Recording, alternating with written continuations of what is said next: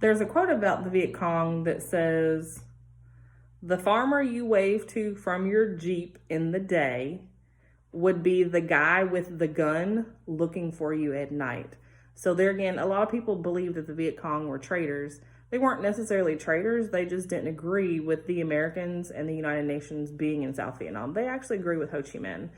A lot of people disliked Ho Chi Minh, but Ho Chi Minh was kind of the poor person's president. He believed in helping the poor people, and he actually asked America for help before he went against France, and America said no. And so he decided that he was going to ask China for help, and that's what we didn't like because China was communist. So this guerrilla warfare, all of these different booby traps and the Cu Chi tunnels.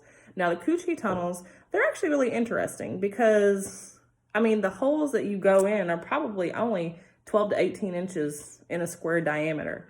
So you had to be very, very tiny to be able to fit through these tunnels. And that's how they were able to do that hit and run tactic. Now, once the American forces found out about these Cu Chi tunnels, it was very hard for them to find the actual Viet Cong or the Vietnamese soldiers in them. A lot of times, there were also booby traps in the tunnels, and the Vietnamese living in them didn't have an easy life. Disease spread very rapidly. It was very stale air. It was dark. And several thousand Vietnamese died in these tunnels because of the conditions in the tunnel. Now, Vietnam was a war that lasted from 1954 until 1975. Now, if you look up the years of Vietnam, there could be different. Some people say it didn't start until 1961. Some people say it didn't start until 1959. But the reason I chose 1954 is because that was the first year that American soldiers put their boots on the ground. And then 1975 is when the last troops left. So from 1954 until 1975, so about 21 years we were in Vietnam. Now, unfortunately, during this time period, we're going to see that there were protests. So there again, if you did your Vietnam War activities, you'll know that there were a lot of people in the United States that disagreed with this war, and they took to protesting it in the streets. Another thing they did was, during this time period, there was a draft. A draft just means that you are mandated to go to war if they pull your name. So what they would do is, during the 1960s is when the draft was very rampant, and they would choose a specific day, and on the television they would have kind of like one of those bingo balls or the lottery balls, and if they pulled your month for your birthday and the date for your birthday, then you would have to report for duty. So a lot of people who disagreed with the war and protested, if they got drafted, they would burn their draft card. Unfortunately, that would mean they would be imprisoned or they would be forced to go to war. Now, a lot of you had your opinion of you didn't really know what you would do if you were in that situation. The only two things that you could do, you could either go and fight or you could be put in jail. Now, there were ways that you didn't have to go, like if you were an only child. If you were an only child and you decided to join the military, you couldn't go to combat. If you were in college, if you were some type of an essential employee, those types of people would not have to go to the draft. Now, for 21 years, we fought. 58,000 men and women died in Vietnam on the United States side. If you go to Washington, D.C., you can actually see the Vietnam Memorial Wall. All 58,000 plus names are on the wall. There's over 1,700 missing. Now, that might not sound like a lot, but in Vietnam, there were over 2 million soldiers and civilians that died.